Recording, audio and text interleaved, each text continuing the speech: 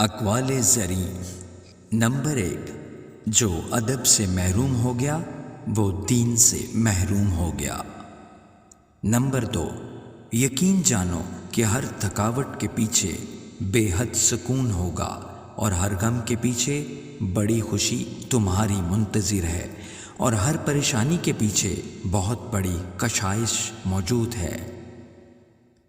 Number 3، خاموشی سے بھی نیک کام ہوتے ہیں، میں نے دیکھا ہے پیڑ کو چھاؤں دیتے ہوئے۔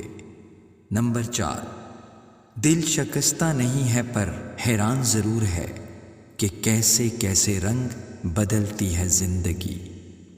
نمبر 5، زندگی میں آدھا دکھ غلط لوگوں سے امید رکھنے سے آتا ہے، اور باقی کا آدھا دکھ سچے لوگوں پر شک کرنے سے آتا ہے۔ نمبر 6، سجدہ بندگی کا سب سے خوبصورت اظہار ہے، بے شک شکر گزار سجدوں میں کثرت کرنے والے ہوتے ہیں، جیسے پیارے نبی صلی اللہ علیہ وآلہ وسلم نے فرمایا، تو کیا میں شکر گزار بندہ نہ بنوں؟ نمبر 7، اگر انسان کو یہ بات سمجھ آ جائے کہ زندگی سفر ہے، منزل نہیں، تو اس کی زندگی کی ساری الجھنیں ختم ہو جائیں۔